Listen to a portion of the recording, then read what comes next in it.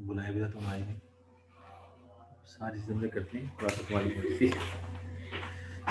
Hello, आवाज आ रही बेटा? हेलो, आवाज कर लूं? बिस्मिल्लाहिर्रहमानिर्रहीम। चैप्टर नंबर 10 शुरू करते हैं बेटा। और 10 जो है वो केमिस्ट्री ऑफ लाइफ यानी बायो केमिस्ट्री है। आज इंट्रोडक्शन करते हैं। 3 टॉपिक्स हमें पढ़ने हैं चैप्टर 10 में। तो आज इसका मैं इंट्रोडक्शन करा देता हूँ। इसके बाद 3 टॉपिक्स हैं, कार्बोहाइड्रेट्स हैं, अमाइनो एसिड और एंजाइम्स हैं। एंजाइम्स से पहले थोड़ा सा प्रोटीन का कॉन्सेप्ट देंगे। तो carbohydrate, enzymes and amino acid 3 topics हमें पढ़ने हैं और चैप्टर 10 हो जाएगा। तो 4 हो गया, आज इंट्रोडक्शन करा दूंगा मैं। तो नेक्स्ट वीक जो हमारा चैप्टर नंबर 10 इंशाल्लाह कंप्लीट हो जाएगा। चैप्टर नंबर 10 के माने होंगे 1 2 3 4 5 10 एंड 11। 7 चैप्टर्स हमारे इंशाल्लाह ताला कंप्लीट हो जाएंगे। और इसके बाद बचते हैं 6 7 8 9, 4 चैप्टर्स बाकी बचेंगे। 6 हम शुरू कर देंगे और 6 जो है बेसिकली ऑर्गेनिक केमिस्ट्री है। अटेंडेंस बहुत इंपॉर्टेंट है और आप लोगों के अटेंडेंस में काफी बच्चे ऐसे हैं, काफी तो नहीं, कुछ बच्चे जो हैं वो रेगुलर बेसिस पर एब्सेंट हो रहे हैं। तो उनको भी इन्फॉर्म कर दें और आप में से कोई अगर एब्सेंट हो रहा है तो वो भी सुन ले कि हम इंशाल्लाह कमिंग वीक तो हम चैप्टर 10 पढ़ाएंगे। इसके बाद हम शुरू करेंगे ऑर्गेनिक केमिस्ट्री। ऑर्गेनिक केमिस्ट्री में तुम्हारी इंपॉर्टेंट अटेंडेंस बहुत इंपॉर्टेंट है। और मैं कोशिश करूंगा कि हम ऑर्गेनिक केमिस्ट्री शुरू करें तो आपको ग्रुप्स की शक्ल में कुछ हम बुलाकर यहाँ पर मैनेज कर सकें। टाइम तुम्हें मैनेज करना पड़ेगा क्योंकि ऑनलाइन क्लासेस भी होंगी और साथ में आपको हम ग्रुप की शक्ल में कुछ बुलाएंगे, तो उसको आपने खुद ही मैनेज करना है। असाइनमेंट की बात मैं कर रहा था। असाइनमेंट आपको जो है मंडे इंशाल्लाह ताला आपको असाइनमेंट मिल जाएगा इंशाल्लाह ताला। तो उसके बाद फिर आपने उसको 3 से 4 दिन में उस असाइनमेंट को सॉल्व कर लेना। ओके, चैप्टर नंबर 10 शुरू करते हैं। चैप्टर का जो नाम है ये केमिस्ट्री ऑफ लाइफ। अब केमिस्ट्री ऑफ लाइफ हम किसे कहते हैं देखिएगा कि the branch of chemistry which deals with the study of chemical and physical process taking place in the body during food intake is called biochemistry or the chemistry of life. The branch of chemistry which deals with the study of chemical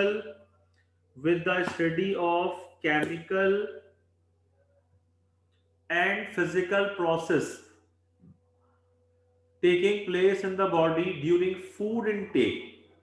जब हम ग़िज़ा लेते हैं, हमारा food intake होता है और वो फूड इनटेक हमारा जब बॉडी में जाता है तो उसमें कुछ फिजिकल चेंजेस आती हैं और एज वेल एज बहुत सारी जो उसके अंदर वो केमिकल चेंजेस आती हैं। तो जो केमिकल और फिजिकल प्रोसेस होता है आफ्टर द फूड इनटेक, जब फूड हमारा इनटेक होता है ना बेटा, उस वक्त फिजिकल प्रोसेस शुरू हो जाता है। खाने का अमल एक फिजिकल प्रोसेस है और जब आप फिजिकली आप खाना इंटेक करते हैं तो अंदर जाकर एक केमिकल प्रोसेस शुरू हो जाता है। जो केमिकल और फिजिकल प्रोसेस होता है ड्यूरिंग द फूड इंटेक, इस ब्रांच को हम बायोकेमिस्ट्री या केमिस्ट्री ऑफ लाइफ कहते हैं, बिकॉज बायो के माने होते हैं लाइफ के। तो बायोकेमिस्ट्री एक ऐसी ब्रांच है केमिस्ट्री की जिसमें ड्यूरिंग फूड इनटेक जो हमारा फिजिकल और केमिकल प्रोसेस होगा, इस फिजिकल और केमिकल प्रोसेस को जो ब्रांच डील करती है, इस ब्रांच को हम नाम देते हैं बायोकेमिस्ट्री का या केमिस्ट्री ऑफ लाइफ का। अब जरा हम आते हैं कि हमारा जो फूड इनटेक है, जो हमारे खाने का प्रोसेस और खाना जो हम खाते हैं वो किस लिहाज से इंपॉर्टेंट रखते हैं। तो हम आते हैं फूड एंड न्यूट्रिएंट्स पर। Food and nutrients, these substances involved in life sustaining process of body, they are required is due to following 3 purpose। अब 3 पर्पस क्या है भाई? ये 3 पर्पस है। Energy in the form of calories, growth and maintenance of tissues, regulation of body process.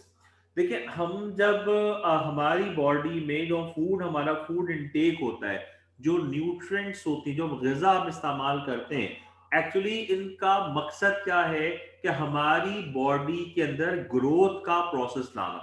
जब बच्चा पैदा होता है, छोटा होता है और आहिस्ता आहिस्ता उसको फूड और न्यूट्रिएंट के जरिए उसके अंदर एक ग्रोथ का प्रोसेस शुरू होता है। जब बॉडी में ग्रोथ का प्रोसेस होता है तो इस ग्रोथ के साथ साथ उसके अंदर बहुत सारी फिजिकल चेंजेस आती हैं, बहुत सारी उसकी मेंटल चेंजेस आती हैं। और ये बहुत इंपॉर्टेंट है कि जब हम किसी बच्चे में ग्रोथ का प्रोसेस हो तो बहुत इंपॉर्टेंट है कि उसकी फिजिकल और मेंटल ग्रोथ जो है उसमें एक इक्विलिब्रियम रहे, एक इक्विवेलेंसी रहे और दोनों साथ साथ ग्रो करें। आपने देखा होगा बहुत सारे ऐसे बच्चे हैं कि जिनकी फिजिकल ग्रोथ रैपिडली हो जाती है और मेंटल ग्रोथ उनकी स्लो हो जाती है। वो बिहाइंड कोई भी रीजन, मैं आपको सिर्फ डिफरेंसेस बताने की कोशिश कर रहा हूँ। अगर फिजिकल ग्रोथ रैपिड हो गई और मेंटल ग्रोथ उसकी कंपैरेटिवली स्लो है, वो बैलेंस नहीं है, इक्विलिब्रियम पर नहीं है, तो ऐसा बच्चा डिसेबल कहलाता है, मेंटली रिटायर्ड होता है, फिजिकली बड़ा हो जाता है, एज बढ़ जाती है, बट उसकी जो मेंटल ग्रोथ है वो वही रहती है। कुछ बच्चे होते हैं कि उनकी फिजिकल ग्रोथ स्लो होती है, रुक जाती है, स्लो डाउन होती है, मेंटली वो शार्प होते हैं, मेंटल उनकी ग्रोथ लेवल बहुत हाई होता है। ऐसे बच्चे जीनियस बहुत होंगे, लेकिन क्योंकि एक इंटरेक्शन नहीं होता, एक इक्विलिब्रियम या बैलेंस नहीं होता फिजिकली और मेंटली, तो ऐसे बच्चों की लाइफ बहुत ज्यादा नहीं होती। ऑल दो कि बहुत जीनियस होते हैं बट उनकी लाइफ बहुत ज्यादा नहीं होती।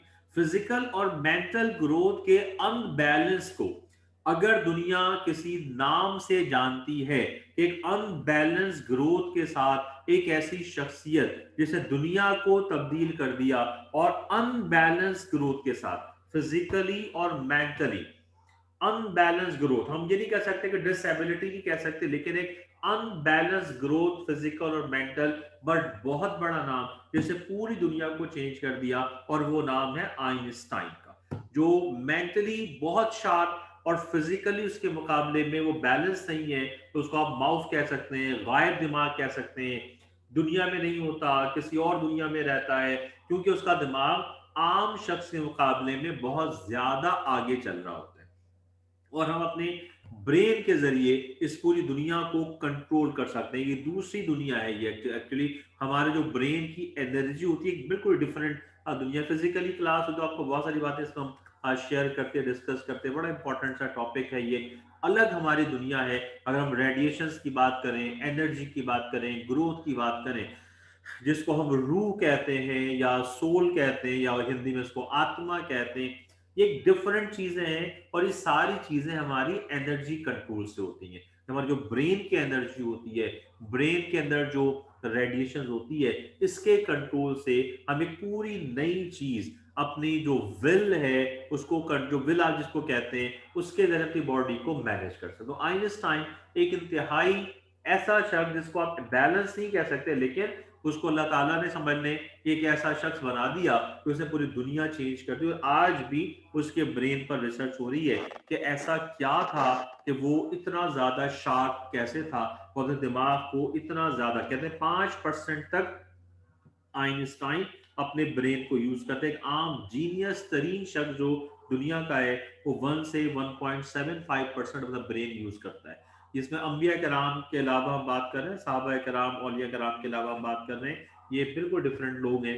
इनकी जो विल है, इनकी जो रेडिएशन है, एनर्जी है, वो डिफरेंट है। तो एक आम शख्स की बात कर रहा हूँ, आइंस्टाइन 5% तक अपने ब्रेन को उसने इस्तेमाल किया, और आज भी उस पर रिसर्च हो रही है। उसका ब्रेन प्रिजर्व है और उसकी एक बाकायदा एग्जीबिशन होती है, लोगों को दिखाया जाता है कि आइंस्टाइन का ब्रेन है, और उस पर अभी तक रिसर्च हो रही है कि वो कैसे इनको यूज करता है आइंस्टाइन। लिहाजा बहरहाल, तो जो हम गिजा लेते हैं ये हमारे अंदर ग्रोथ, और ग्रोथ एक बैलेंस होती है मेंटल एंड फिजिकल। फिजिकल और मेंटल ग्रोथ कैसे होती है कि हम जो कुछ भी गिजा लेते हैं, जो हमारा फूड इनटेक होता है, ये फूड इनटेक एक्चुअली डाइजेस्ट होता है। हम जब खाना खाते हैं तो ये हमारी बॉडी में जाकर डाइजेस्ट होता है। डाइजेशन, बायोलॉजी वालों ने डिटेल से पढ़ा होगा कि एक डाइजेशन एक डाइजेस्टिव सिस्टम होता है, एक पूरा डाइजेस्टिव सिस्टम है, डाइजेशन के पूरा प्रोसेस है, जो फूड इनटेक के बाद हमारी बॉडी में पूरा प्रोसेस होता है डाइजेशन का। इस डाइजेशन के माने एक केमिकल प्रोसेस हो रहा है। इस केमिकल प्रोसेस में जो फूड है वो बर्न होता है, रिएक्शन होता है, और एट द एंड जो फूड इनटेक हमारा है वो सारा का सारा कन्वर्ट हो जाता है इन फॉर्म ऑफ एनर्जी।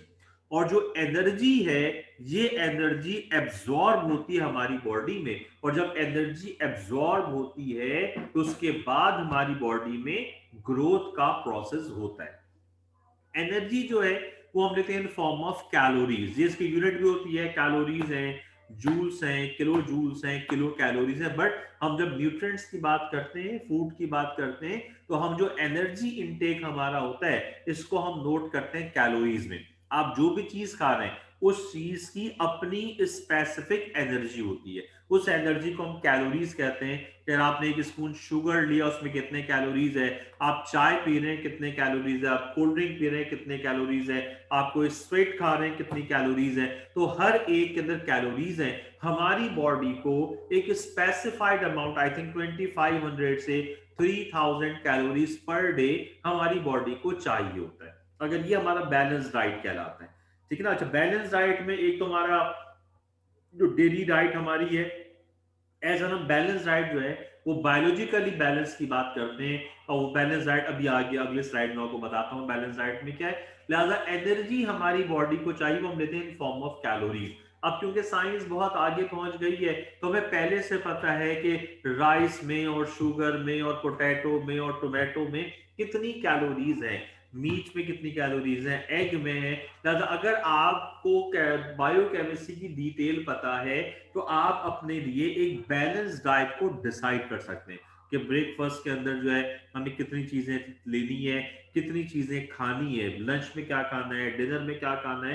तो ये जो एक्स वाई जेड चीजें हैं ये हमें कैलोरीज के थ्रू हमें इनको बैलेंस करना होता है। बट क्योंकि हमारे यहाँ मेजोरिटी इन चीजों की आदि नहीं होती, आपको पता है मेजोरिटी इलिटरेट, और पढ़ने के बाद भी हम चीजों को नहीं देखते, फिर हम जो है बेशुमार तरीकों से अपना खाना खा रहे होते हैं। स्पेशली ये सारी कैलोरीज जो हैं वो समझ लें कि ब्लास्ट हो जाती हैं, बर्स्ट हो जाती हैं, डैमेज हो जाती हैं जब आप किसी शादी के प्रोग्राम में जाते हैं। उस वक्त जो आप जिस तरह खाना खा रहे होते हैं माशाल्लाह, तो वो सारी कैलोरीज जो हैं वो सारी केमिस्ट्री फेल हो जाती है, सारी बायोलॉजी फेल हो जाती है, और हमारा स्टमक बेचारा परेशान होता है। उस पर अचानक से इंडिया पाकिस्तान में जंग छिड़ जाती है एक तरह से, कि आप जो हमले कर रहे होते हैं और जो चीजें अंदर जा रही होती हैं तो हमें पता, हमारा स्टमक परेशान होता है कि भाई क्या क्या चीजें आई चली जा रही है।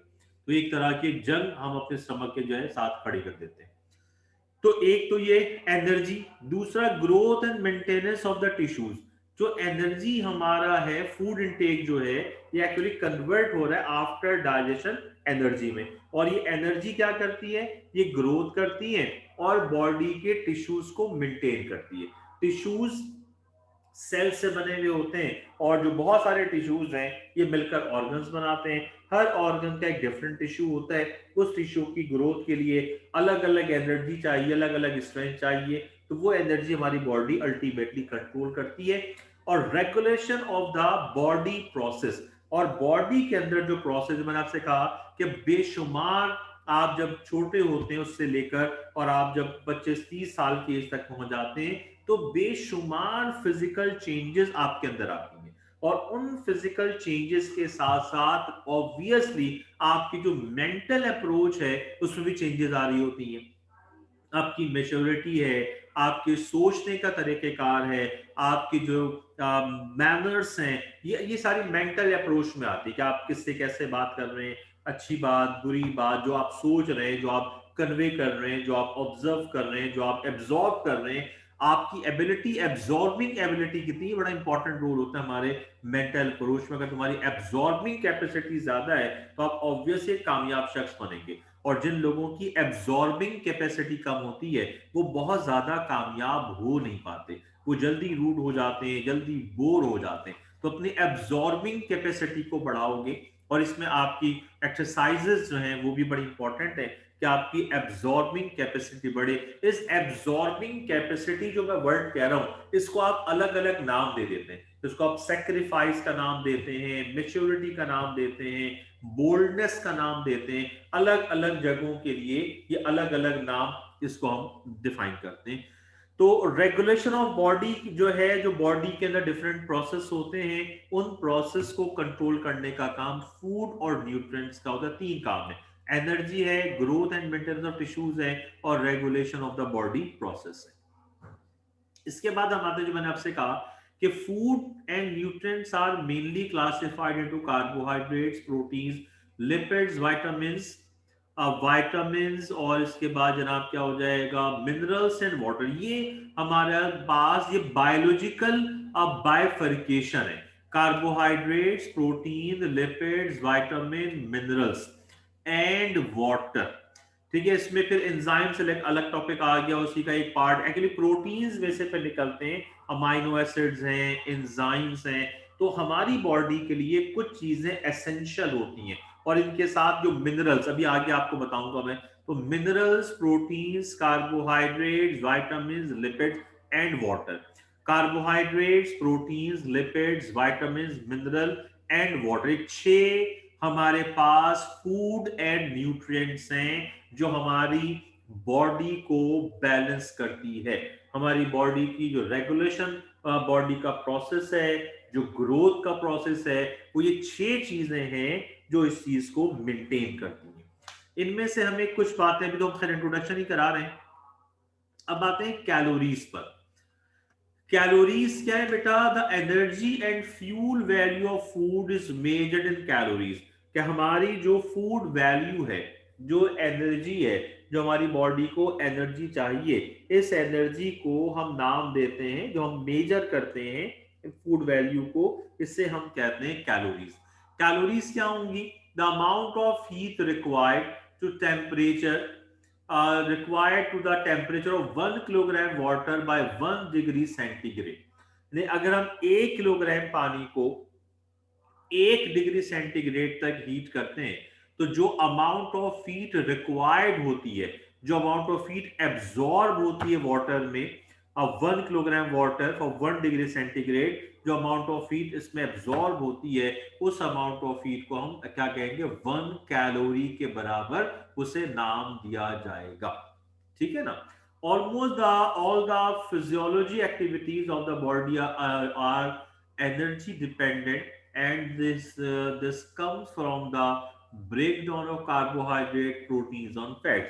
और ये हमारी बॉडी में ये केमिकल प्रोसेस होता है। और केमिकल प्रोसेस क्या होगा कि जब कार्बोहाइड्रेट, फैट्स, प्रोटीन है, जो हमारा फूड इंटेक होता है, फूड इंटेक में देखें, या तो हम कार्बोहाइड्रेट्स खा रहे होते हैं, प्रोटीन्स खाते हैं, फैट्स खाते हैं, लिपिड्स लेते हैं, और इसके अलावा जो है वो जितनी चीजें हम खा रहे होते हैं, वो जब बर्न होती हैं अंदर, उनका एक केमिकल प्रोसेस होता है, केमिकल रिएक्शन, तो बर्न होती है, तो उस बर्निंग की वजह से वहां पर एनर्जी प्रोड्यूस होती है, और वो एनर्जी हमारी बॉडी की ग्रोथ का सबब बनती है। Energy required for a person of normal size and weight under moderate condition में वेरी अराउंड 2500 to 3000 कैलोरीज। ये एनर्जी रिक्वायर्ड है एक नॉर्मल पर्सन को, 2500 से 3000 कैलोरी चाहिए। ये डिपेंड करता है आपके वेट पर, आपकी हाइट पर, और आपकी एज पर। आपकी एज के लिहाज से, आपके वेट के लिहाज से, और आपके हाइट के लिहाज से जो एनर्जीज की वैल्यूज हैं, ये डिफरेंट होती रहती है। ओके, इसके बाद मिनरल्स। ये देखिएगा, मिनरल्स क्या है बेटा? Minerals are essential factor for the physiology and metabolic activities of the body. The main source of mineral are fruits, vegetable, egg and milk. 23 elements have been observed to be essential for life. हमारी body में 23 elements हैं जो हमारी body के लिए essential होते हैं। 23 elements हैं जी, होल डे की वैल्यू है 20। ये होल डे चाहिए एनर्जी ना, per day 2500 3000 calories per day. तो अब देखें, हमारी बॉडी में 23 एलिमेंट्स हैं जो हमारी बॉडी के लिए एसेंशियल हैं। इन 23 एलिमेंट्स में से 11 नॉन मेटल्स हैं और 12 जो है वो मेटल्स हैं। 11 नॉन मेटल्स हैं, 12 मेटल्स हैं। नॉन मेटल्स में क्या है? Carbon, hydrogen, nitrogen, sulphur, phosphorus, chlorine, fluorine, iodine, bromine, silicon. Metals में क्या है? मेटल्स में क्या है? Calcium, magnesium, sodium, potassium, zinc, copper, iron, cobalt, aluminium, molybdenum and selenium. ये वो एलिमेंट्स हैं जो हमारी बॉडी के लिए एसेंशियल है। ये वो एलिमेंट्स हैं जो हमारी बॉडी के लिए एसेंशियल है। इनके बगैर हमारी बॉडी में ग्रोथ का प्रोसेस नहीं हो सकता। और ये जितने भी minerals, elements are called minerals. ये जो मिनरल्स हैं, इसको आपने ऑर्गेनिक केमिस्ट्री में एलिमेंट्स कहा, इसका आपने पीरियोडिक टेबल बनाया।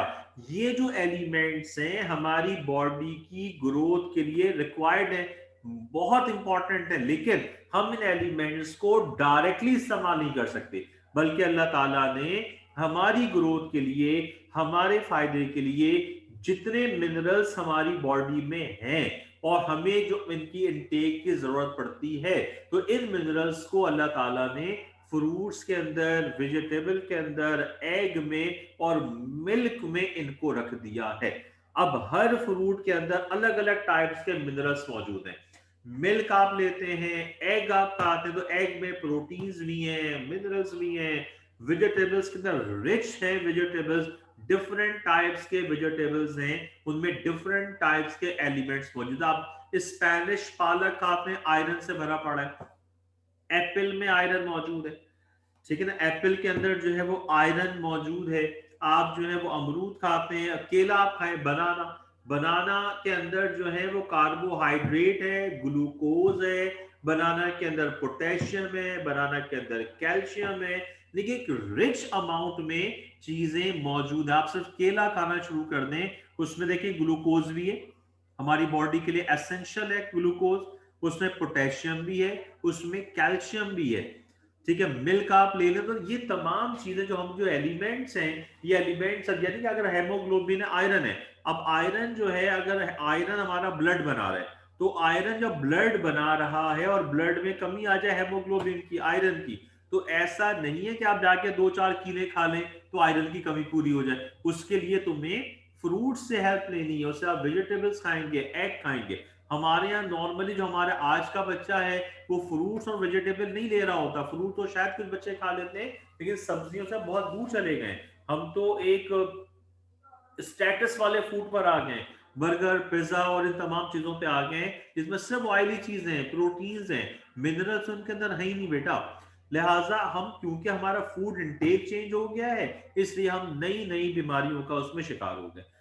इसके अलावा ये आइस की शक्ल में Fe+2, sodium positive, phosphate, carbonate, ये हमें आइस की शक्ल में रिक्वायर्ड होती है, ठीक है। Minerals play vital role in the physiology and metabolism in the human body.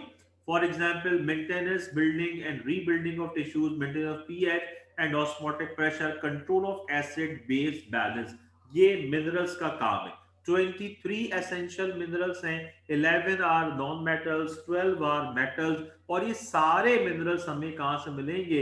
ये फ्रूट्स में से मिलेंगे, वेजिटेबल्स में से मिलेंगे, एग में है और मिल्क में है। और इन सब में जो सबसे ज्यादा रिच अमाउंट के अंदर है वो डेट्स, खजूरें खाएं आप, खजूरों में सब चीजें मौजूद है, उनमें प्रोटीन्स भी है। एग और डेट ऐसी चीज के अंदर प्रोटीन के अंदर भी मौजूद है, तो प्रोटीन भी मौजूद है मैंगो में। और उसके बाद जो है वो जनाब डेट्स के अंदर जो है वो प्रोटीन्स भी है।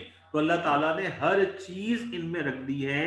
अगर हम थोड़ा सा साइंस को इस्तेमाल करें, समझ के इस्तेमाल करें, तो हम एक बैलेंस डाइट यूज कर सकते हैं। इसके बाद देखें, ये मिनरल्स, आयरन है, आयरन क्या करता है? Use in the production of haemoglobin and cytochrome system of the body. Calcium, phosphorus, iodine, calcium, phosphorus, these are the essential factor for teeth and bones, and iodine need for the production of thyroxine, जो हमारी brain को भी control करता है। और आखिरी चीज water. Water is very important for the life, and one cannot survive without water intake. About 70% of the body weight is water. हमारी बॉडी में जो भी तुम्हारा वजन है उसका 70% जो है वो आपकी बॉडी के अंदर वाटर मौजूद है। The water requirement of the body per day about 2.5 to 3 litres, तकरीबन 2.5 से 3 लीटर पानी पर डे आपको चाहिए। कम से कम 2 लीटर तो आप पिए, कम से कम 2 लीटर पिए। 4 गिलास पानी, और घर के अंदर आपके पानी आप पीते हैं गिलास में, 4 गिलास पानी जो है वो 1 लीटर के बराबर है। लिहाजा पूरे दिन में 8 गिलास पानी आपको पीना चाहिए। अच्छा, इसमें देखें एक बात मैं और मेंशन कर दूं, शायद पता हो आप लोगों को, फिर भी आप सुन लें कि जो आपका लिक्विड इनटेक है वो वाटर इनटेक कहलाएगा। यानी आप जो फ्लूइड लेते हैं, लाइक आप जो है आप पानी पी रहे हैं तो चलो ये तो वाटर हो गया, आप चाय पी रहे हैं, आप कॉफी पी रहे हैं, आप कोल्ड ड्रिंक इंतहाई डेंजरस है बेटा, बिकॉज कैल्शियम और फॉस्फोरस लिखा हुआ है। कैल्शियम जो है वो एसेंशियल फैक्टर है टीथ और बोन्स का, और जो कोल्ड ड्रिंक है ये आपके कैल्शियम को के साथ रिएक्ट करके कैल्शियम को डैमेज करता है, डेमिनिश कर रहा होता है। कोल्ड ड्रिंक के जो अंदर चीजें हैं, शुगर और दूसरी जो चीजें होती हैं और कार्बन डाइऑक्साइड है, ये आपके कैल्शियम को डिमिनिश कर रही होती है। अच्छा, ये ऐसा नहीं होता है कि आपने कोल्ड ड्रिंक पी और कैल्शियम डिमिनिश होकर आप गिर पड़े, ऐसा नहीं होता। ये ग्रेजुअली आपके कैल्शियम को डिस्ट्रॉय करती हैं, डिस्ट्रक्ट कर रही होती हैं, और इसकी वजह से, ये डिस्ट्रक्शन की वजह से आहिस्ता आहिस्ता क्या होता है कि बॉडी का कैल्शियम कम होना शुरू हो जाता है। तो ये वजह आप देखें कि आजकल जवानी के अंदर जो आप लोगों की जो एज है, 15 से लेकर और 20-25 साल तक की जो एज है, जो यंग होते हैं, इनके अंदर आप देखें कि पाँव में दर्द शुरू हो गया, बैकबोन का मसला शुरू हो गया, ये सारी चीजें कैल्शियम की डेफिशिएंसी की वजह से होती हैं। और ये डेफिशिएंसी, ये नहीं कि आप खाना नहीं खा रहे, आप नॉर्मल तो ग़िज़ा खा रहे हो, लेकिन क्या है कि साथ में कोल्ड ड्रिंक का इजाफा हो गया हमारे यहाँ डेली बेसिस पर, और वो नेसेसरीज में आ गई हैं। और कुछ हमारे पास जो एनर्जी ड्रिंक्स आ गई हैं,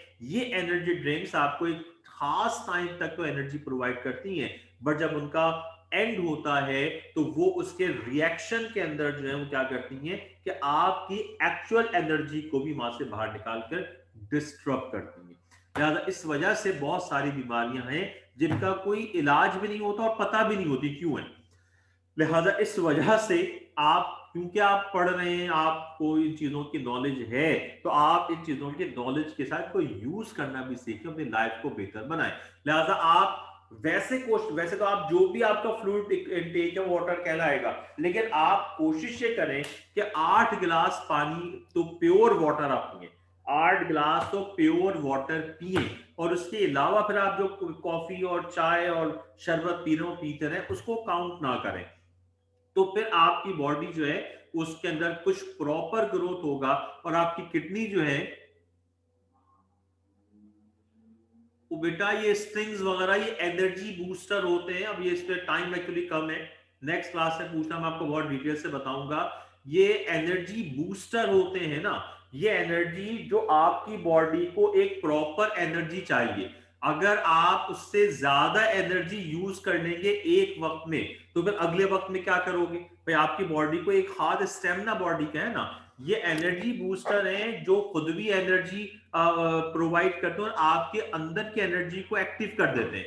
जब आपके एनर्जी एक्टिवेट हो जाए, खास टाइम पे आपने एनर्जी अपनी एक्टिवेट कर दी, तो उसके बाद फिर क्या होगा, नेक्स्ट डे क्या होगा? और जब आप, इनके साइड इफेक्ट्स क्या होते हैं, किडनी को डैमेज करते हैं, इनके अंदर जो आपकी एनर्जी एक्टिवेट कर देंगे एक खास टाइम पर, बट उसके बाद क्या हो जाएगा?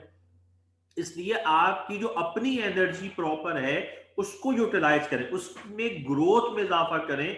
बेसिक से आप अगर जबरदस्ती एनर्जी को इस्तेमाल कर लेंगे तो बाद में तो आप डैमेज हो जाएंगे, आप बिल्कुल तबाह हो जाएंगे।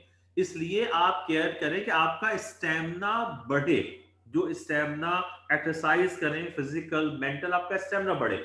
जब आप एक्स्ट्रा चीजें कर रहे होते हैं, एडिशन करते हैं और गलत तरीके से एनर्जी बढ़ाते हैं, तो फिर आप बिल्कुल, आपकी बॉडी रप्चर हो जाएगी, डैमेज हो जाएगी, जैसा कि ड्रग्स में होता है।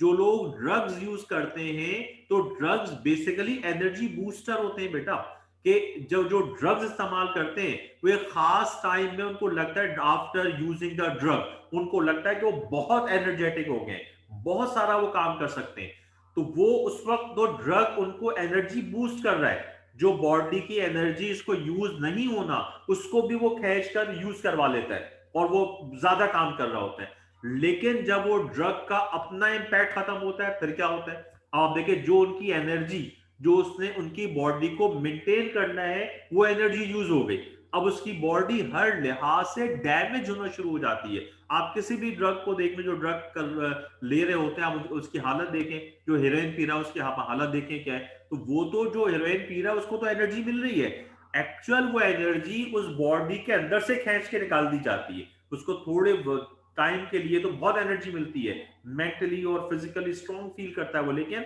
दरअसल उसकी एनर्जी का मिसयूज हो गया और उसकी बॉडी पर साथ नहीं देती आइंदा वक्तों में। इसलिए इन एनर्जी ड्रिंक्स, स्पिरिचुअल स्ट्रिंग्स हैं, रेड बुल है, इनसे बचें। ये आपको तबाही की तरफ लेकर जा रहे हैं, इनसे आप बचें, ये आपको तबाही की तरफ लेकर जा रहे हैं। आप अपने फूड इंटेक से अगर अपनी एनर्जी ग्रोथ में इजाफा करते हैं तो आपका स्टेमिना बढ़ेगा और आप प्रॉपर तरीके से चीजों को आगे इस्तेमाल करेंगे। ये मैंने आपको चैप्टर का इंट्रोडक्शन कराया, फिर और अगली क्लासेस में हम और इसको डिस्कस कर लेंगे। अब क्योंकि टाइम हमारे पास अब नहीं बचा, कॉफी भी एक लिमिट से ज्यादा हार्मफुल है। देखिए, ड्रग के माने होते हैं बेटा, ड्रग के माने क्या होते हैं, नशा जो आप कहते हैं, नशा क्या होता है, किसी भी चीज के लिए हैबिचुअल हो जाना, वो नशा है। हमारी बॉडी को हर चीज की ग्रोथ एक प्रॉपर, हमें हमारे हर चीज की एक प्रॉपर क्वांटिटी चाहिए। उस क्वांटिटी से आप एक्सीड कर जाएंगे या कम रखेंगे तो गलत है। एक्सीड कर गए और आप हैबिचुअल हो गए, नशा है। कुछ लोगों को चाय की आदत होती है, चाय ना पिए तो सर में दर्द लगता है। जो चाय नहीं पीते तो क्या उनके सर में दर्द होता है या नहीं होता? देखिए, जो चाय पी रहा है उसको फील होता है यार उसके सर में दर्द हो रहा है क्योंकि चाय नहीं पी, तो ये नशा है। समझ में आए? बिल्कुल। सिगरेट पीता, अब जो सिगरेट नहीं पीता वो नॉर्मल है, बट जो सिगरेट पीता है अगर उसके सिगरेट आप रोक दें तो उसके सर में दर्द होगा, वो अपने आप को लेजी फील करना शुरू कर देगा, बिकॉज वो जो एनर्जी मिल रही थी वो ज्यादा यूज हो गई है। अब वो फील करेगा वो लेजी हो रहा है। क्यों लेजी हो रहा है? सिगरेट नहीं पी रहा। तो हर चीज जो हैबिचुअल हो गए हो वो नशा है। आप अगर हैबिचुअल हो गए हैं और आप मुसलसल वही काम कर रहे हैं, वो आपकी बॉडी के लिए नुकसानदेह। कुछ लोग खाने के हैबिचुअल हो जाते हैं, हर वक्त खाते रहते हैं, हर वक्त खाते रहते हैं, तो ये हैबिट है, ये नशा हो गया है। लिहाजा जब हर वक्त खाएंगे, आप रोटी खा रहे हैं, चावल खा रहे हैं, मीठा खा रहे हैं, आप खाना खा रहे हैं ना घर में, गलत चीज तो नहीं खा रहे, लेकिन क्योंकि आप हैबिचुअल हो गए, एक नॉर्मल रेंज से बढ़ गया आपका खाना, आप देखिए उसका इंपैक्ट क्या आएगा, आपका वेट बढ़ना शुरू हो जाएगा, आप फैटी होना शुरू हो जाएंगे, फैट्स का इजाफा हो जाएगा, तो वो फिर बीमारी आ गई आपके पास। लिहाजा कोई भी चीज नॉर्मल रेंज से हैबिचुअल हो जाओगे उसको आप नशा कहते हैं। ठीक है, वो हम साइकोलॉजिकली उसके अंदर इन्वॉल्व हो जाते हैं। अब जैसे मैं चाय पीता हूँ बहुत ज्यादा, अगर मुझे चाय ना बोले फील हो रहा है, सर में दर्द हो रहा है, तो ये एक चाय का नशा हो गया। तो कॉफी आप पी रहे हैं एक लिमिट तक, ठीक है, लेकिन अगर आप कॉफी आपकी हैबिट बन गई है कि आप कॉफी के बगैर नहीं रह सकते, इट्स मीन दैट कि समथिंग इज रॉन्ग, उसने अपना असर करना शुरू कर दिया है। तो कॉफी के अंदर भी नशा है, लेकिन अगर आप एक लिमिटेड वे में पी रहे हैं तो ठीक है, ज्यादा हो गया तो फिर चीजें आपके लिए नुकसान देंगी। ठीक है जी। तो यहां तक हमने इंट्रोडक्शन करा दिया बेटा। अब इंशाल्लाह नेक्स्ट क्लासेस में हम चैप्टर 10 कंप्लीट करेंगे। Okay, that's all today.